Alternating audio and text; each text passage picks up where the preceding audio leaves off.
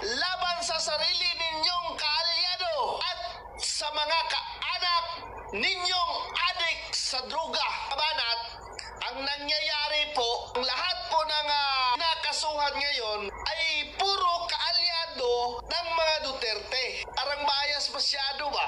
Nasamantala, yung hanay sa kabila, yun ang tinuturo na sa mga mastermind ng korupsyon sa flood control project. Bakit hindi nila magawa-gawang sampahan ng kaso? Saldico, Martin Romualdez, marami na po ang kumakanta at tinuturo si Martin Romualdez, pero wala ho silang ginagawa. At ang tinig ni Apo Chavit Singson, ngayong substandard at ghost project sa Ilocos Norte, hanggang ngayon walang investigasyon na nagaganap. Itong si Boyeng Rimulya, masyado nilang pinagtatakpan si Martin Romualdez.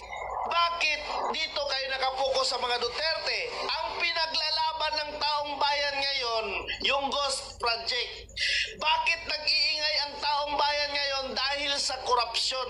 Tapos, tatargetin nila ang kaalyado ng mga Duterte at si VP Sara Duterte, Duterte Brothers, Senator Bato de la Rosa at si Senator Bongo at iba pa. Hindi talaga pagserbisyo sa bayan ang kanilang ginagawa, kundili ay pamumulitika mga kabayan, dahil po yan sa 2028 presidential election. Ginagawa yan nila mga kabanat na hindi makapasok si Vice President Sara Duterte maging presidente dahil matutumbok at mapanagot ang dapat mapanagot sa ghost project. Hindi na tayo magtataka kung bakit puro Duterte ang tinitira, ang sinasampahan nila ng kaso. Itong si Boyeng Rimulya, masyado nilang pinagtatakpan.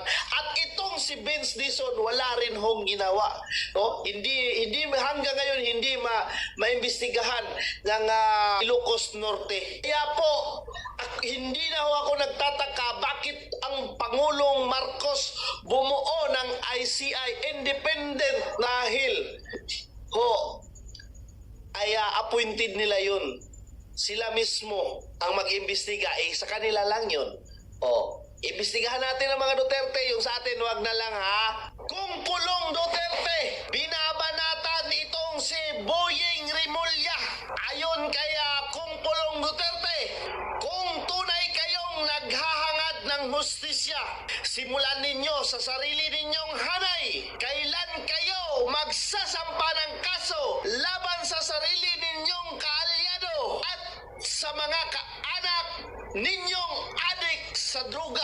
Kabanat, ang nangyayari po, ang lahat po ng nakasuhan ngayon ay puro kaalyado ng mga Duterte. Arang bias masyado ba?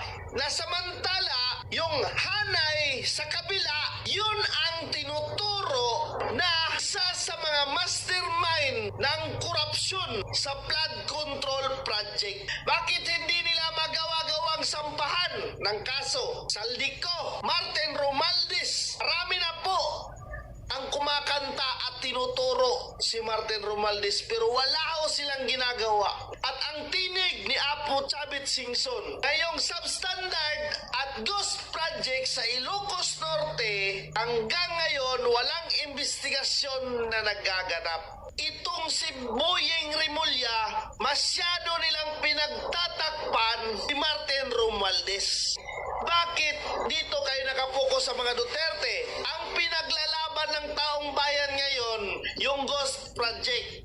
Bakit nag-iingay ang taong bayan ngayon? Dahil sa korupsyon. Tapos, tatargetin nila ang kaalyado ng mga Duterte at si VP Sara Duterte, Duterte Brothers, Senator Bato de la Rosa at si Senator Bongo at iba pa. Hindi talaga pagserbisyo sa bayan ang kanilang ginagawa, kundili ay pamumulitika mga kabayan, dahil po yan sa 2028 presidential election.